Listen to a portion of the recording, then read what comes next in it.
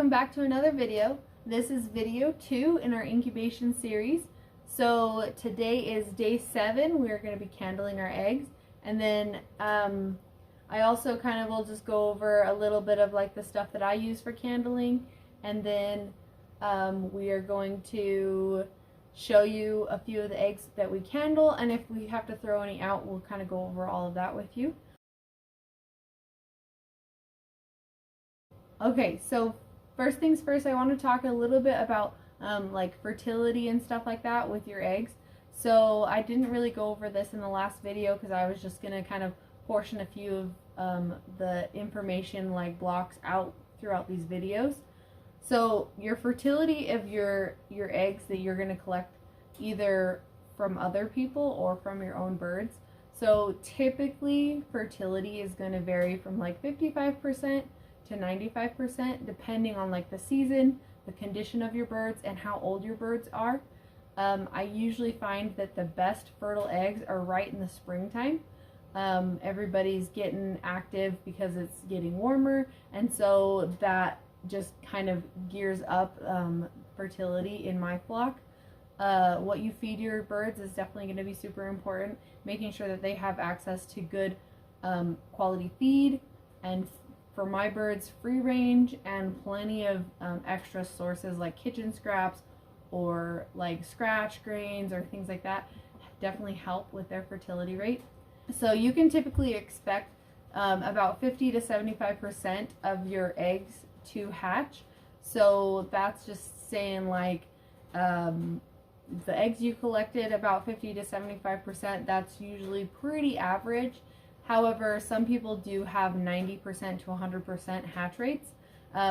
Also, depending on your fertility, the quality of your eggs, and all that stuff. So we typically see anywhere from 65 to 75% on our hatch rate.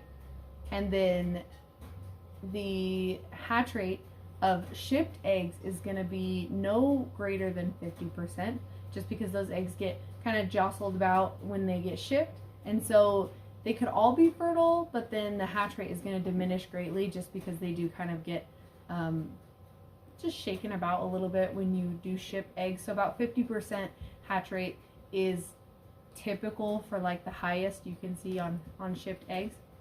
And then we're going to candle today. So today's day 7 for us, and I always candle at night because I don't really have a really dark room that I can go into to candle eggs.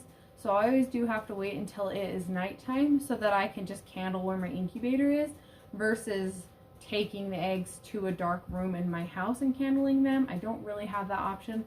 I have one room in my house that doesn't have a window and is upstairs. So we're just going to candle right here, and typically you can start candling light colored eggs anywhere from 5 to 6 days, and you can see development at that time. Sometimes people will wait and candle their first set of eggs around day 10. And it really is going to depend on your skill level and how good you are at seeing those embryos. And then I always say, like, if it's a light colored egg and you know for certain that it's either stopped developing or it's infertile, go ahead and remove that from your incubator, because you don't want to compromise the eggs in your incubator if one were to potentially explode on you.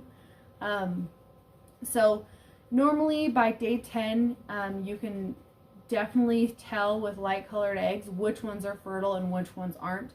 And if I have any infertile ones in this batch, I'll go ahead and show you and go over that. And then by day 14, you should probably have most of the dud eggs or infertile eggs for sure out of your incubator. So I will candle at day 7, and then if I have any questionable eggs, I usually will like kind of strategically place them all back in. So all of the good eggs that I know are good, they'll all start on one side, and all of the questionable eggs I'll put on the other side. Sometimes people will just candle day 14 and then day 18. So day 7, day 14, day 18. You don't need to candle a crazy amount. I just feel like the less you mess with those eggs, the better.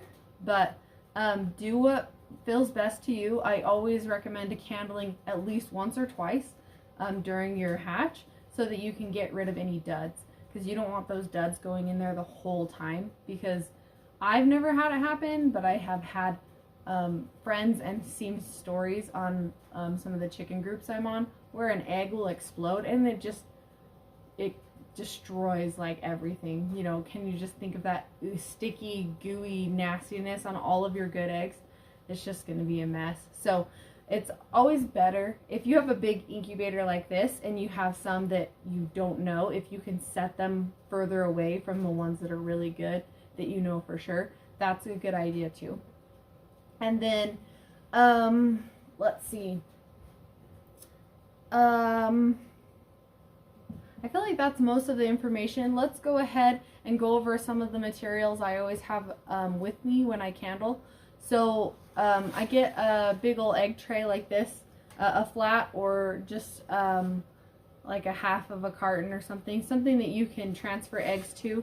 What I like to do is, if I have a second set of hands here, so if my husband's home, I'll have him lift the lid and just have it above, and I'll just transfer eggs over into this carton real fast, and then we'll put the lid back down so that everything else can stay good.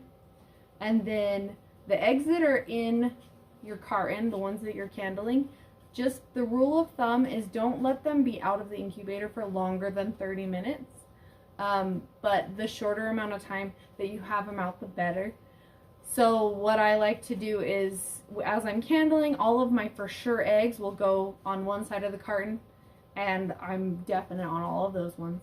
And then all of the questionable ones I'll like have on the other side, so that I can try to just get through as fast as possible.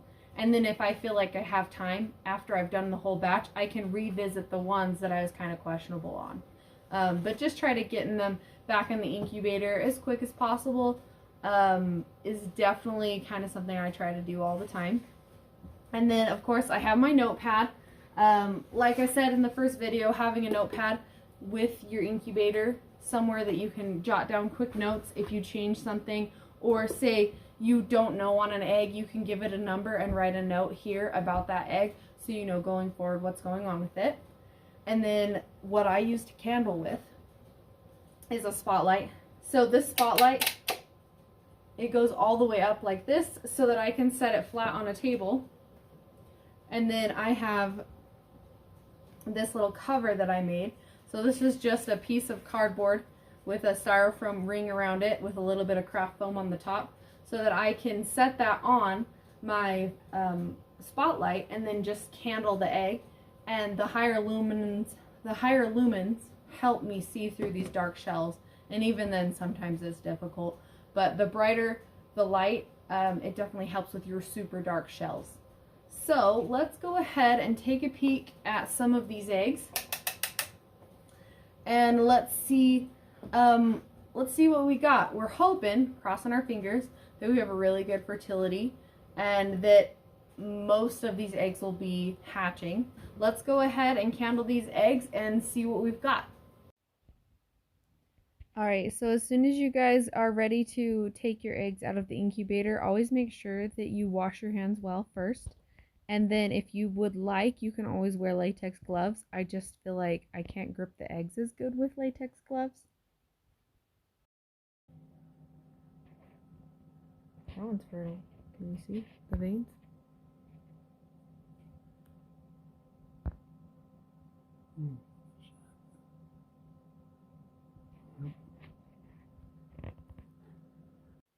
Here's a chart that I found online that kind of shows you exactly what you're looking for.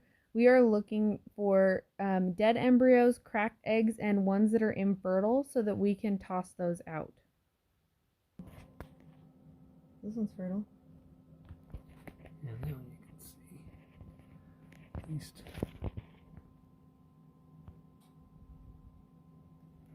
Mom just doesn't really like to actually look at it.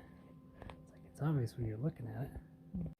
It's a little difficult to get the veins to show up on camera, but for the most part we're checking to make sure that each one has veins, each one has an embryo, and in this egg it's kind of a bonus because if you watch really closely, it's actually moving. So you can see that little embryo It's pretty tiny, but you can see him moving around in there. Oh, yeah, there we go.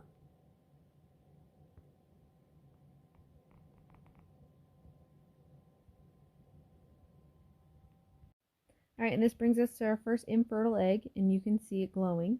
And then this one's fertile, and you can barely tell the veins on this picture. And then another infertile one, it's just glowing. It lights up kind of like a lantern. And then another fertile one, so this one you can kind of see the embryo a little bit. And then another one that's infertile, it's just lighting up the whole egg. And then this fertile one, you can make out that embryo a little bit and some of the veins. Yeah, I think this one's fertile. Can you see that moving? Mm-hmm. So when I thought this was questionable, I think it's actually fertile. Alright, so after candling, these ones are for sure not fertile. And I had 2 of them cracked. So this one was cracked in the middle, and then this one had a little crack on the end. Luckily, they both were showing signs of not being fertile, but I think because of the cracks, nothing developed. And then out of this tray, this row is all ones that I wasn't 100% sure on. But since it's only the one row, I'll go ahead and just candle that batch on day 14 with the rest of the eggs to see where we're at.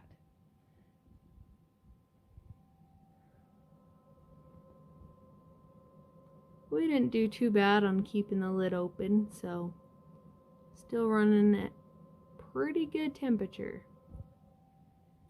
And then with as big of a egg flat that I have, I only had to lift the lid twice and then candled just 2 batches. Alright, so that does it for our day 7 candling. Hopefully you guys have seen what to expect and what you're looking at for day 7.